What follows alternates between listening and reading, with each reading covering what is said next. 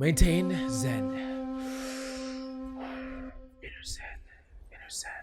What's up, everybody? Couch Mills here, coming at you with a brand new Overwatch video. And in this video, we're going to be spectating freaking gold Overwatch. What is the state of it? How are the people playing in the rank? And yeah, I'm just going to be spectating and giving some tips and tricks here and there. So let's just jump right in. And if you like this series, please consider smashing that like and subscribe. Okay, so right off the bat, they're trying to avoid the far, of course, so they're routing to the left. That's fine, although the wrecking ball just goes in and feeds. That is probably why most people freaking hate wrecking balls, right? I know every time I suggest wrecking balls in my video, everyone's like, stop telling people to play. And it's because of you, Black Cat.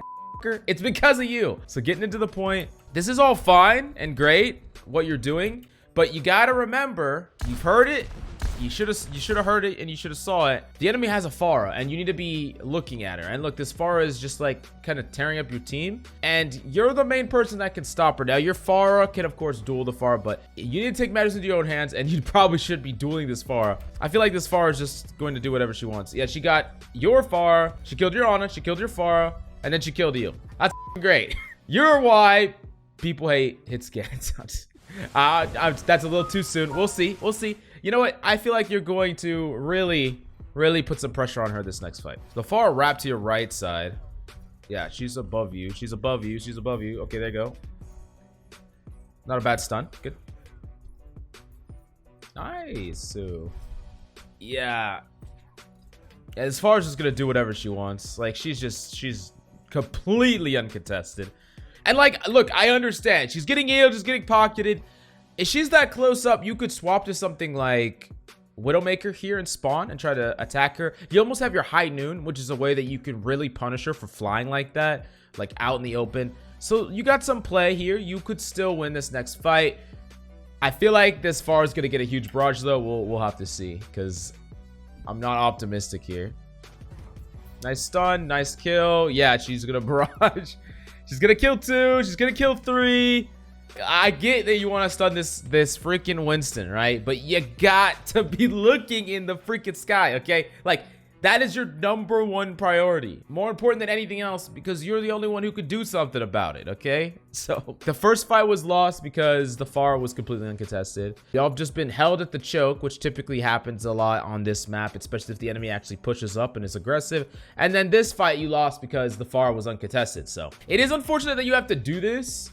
And really, you shouldn't have to do this, like walk over to get a mini. Like, I understand that sometimes your healers just say like, but the thing is, if you're doing your job to fight the Pharah, everyone should be pouring resources into you, right? They should be healing you and stuff like that. They're not doing that, and it really sucks. I understand. But on the flip side, even with all the resources, this Pharah is not being looked at. So does it really matter? Probably not. Okay, they're using ults. They're popping ults. Okay, nice. See, this is exactly what I'm talking about. You give the High Noon, you punish the Pharah Mercy. That's good. That's good.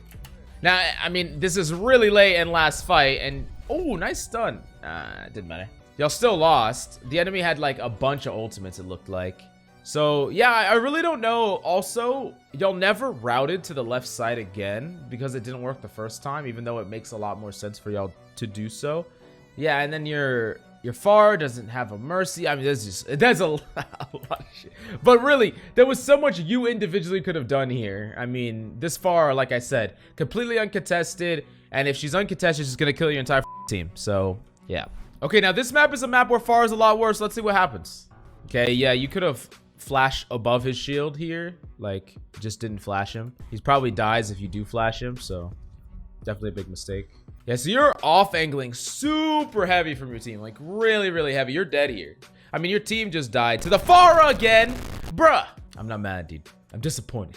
But seriously, dude, come on, man. This is why people hate hit scan players. Remember I was talking shit about Black Cat for playing Wrecking Ball? You're honestly why, because it should be incredibly difficult for a Pharah to play here. Every time she comes low, she's a very simple shot. She's very simple to put pressure into. And yeah, I mean, you're just gonna lose this game because you're not doing anything. You're not doing your job. And for clarity, you don't have to just kill the Pharah. You don't have to just, like, people in their minds, they think, oh, I just have to 2-tap the Pharah, and if I don't do anything less than that, then I'm trash. No, you just have to put pressure into her. You can't allow her to fly on top of your team.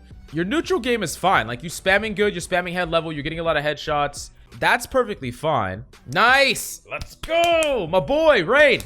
All right. Still not quite high enough. Still not quite high enough. You just flash on the shield again. The far, the far, the far, the far, the far, the far, the far. Ah! Ah!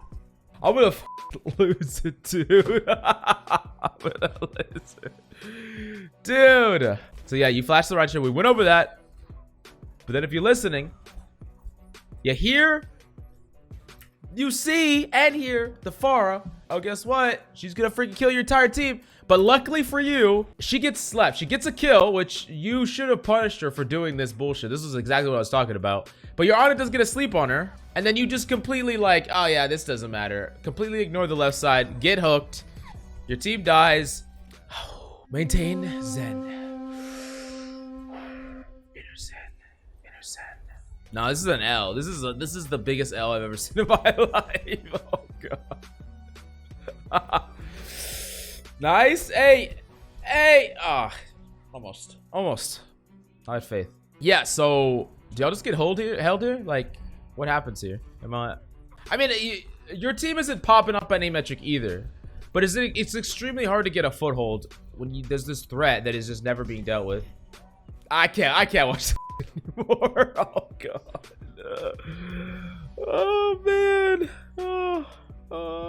So you said you stuck here for 4 years, right? I don't think it's because of your mechanical skill, even though that's typically something that holds a lot of people back. It is not, because you've developed your mechanical skill over 4 years. It's your awareness, man. Like, that is just super off. It is super clear what the enemy's trying to do. It's super clear what is rolling you in your games, but you gotta identify like what is your job. Every single time you play, identify what are the matchups, what am I supposed to be doing, like what do I need to be doing here that's going to help my team the most. That's all you have to do. And helping your team is not rolling into the enemy team, flashing one person and dying. That is not helping your team. Mission number 1 is always deal with the threat that your teammates can't deal with, and consistently you just couldn't do it. So yeah, if you have any questions, let me know down below, and if you want to see your VOD reviewed, you gotta hit it down below and I'll be sure to take a look at it. And go to the GameLeap website for more in-depth VOD reviews and tips and tricks. We got tons of them. But really, thank y'all for coming by. I hope you enjoyed this series. Comment, smash the like, and subscribe if you do.